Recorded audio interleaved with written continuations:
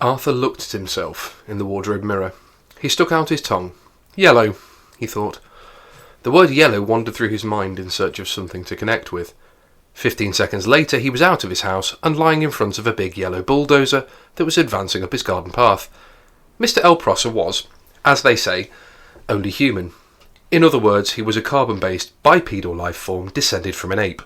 More specifically, he was 40, fat and shabby, and worked for the local council. Curiously enough, though, he didn't know it.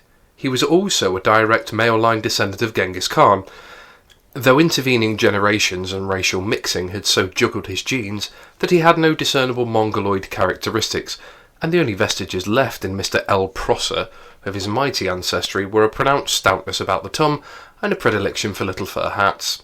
He was by no means a great warrior. In fact, he was a nervous, worried man.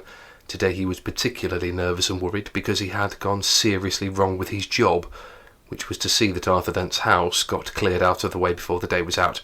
"Come off it, Mr. Dent," he said. "You can't win, you know. You can't lie in front of the bulldozer indefinitely." He tried to make his eyes blaze fiercely, but they just wouldn't do it. Arthur lay in the mud and squelched at him. "I'm game," he said. "We'll see who rusts first."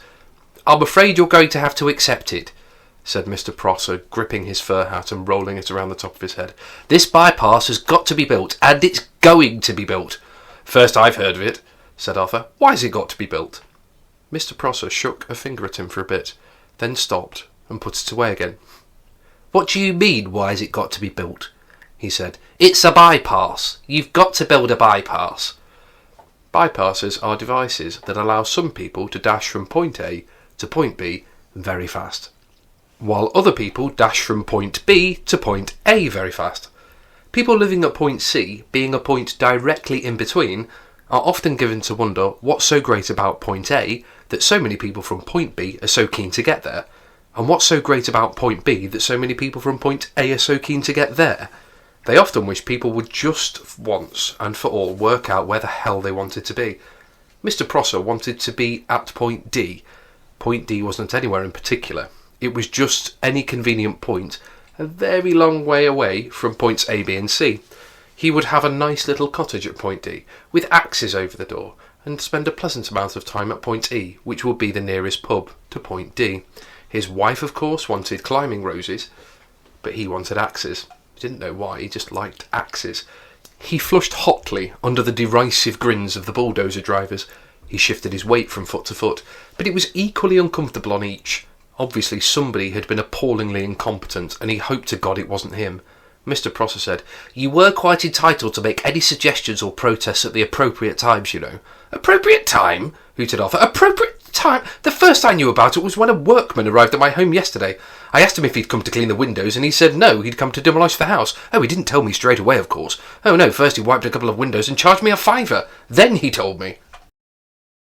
You now have 3 minutes to answer the following questions. 1. What is Arthur doing at the beginning of the passage, and what is he thinking when he looks at himself in the wardrobe mirror? 2. How does Mr. Prosser feel about his job, especially on this particular day? 3. How does Arthur react to Mr. Prosser's mention of the appropriate time?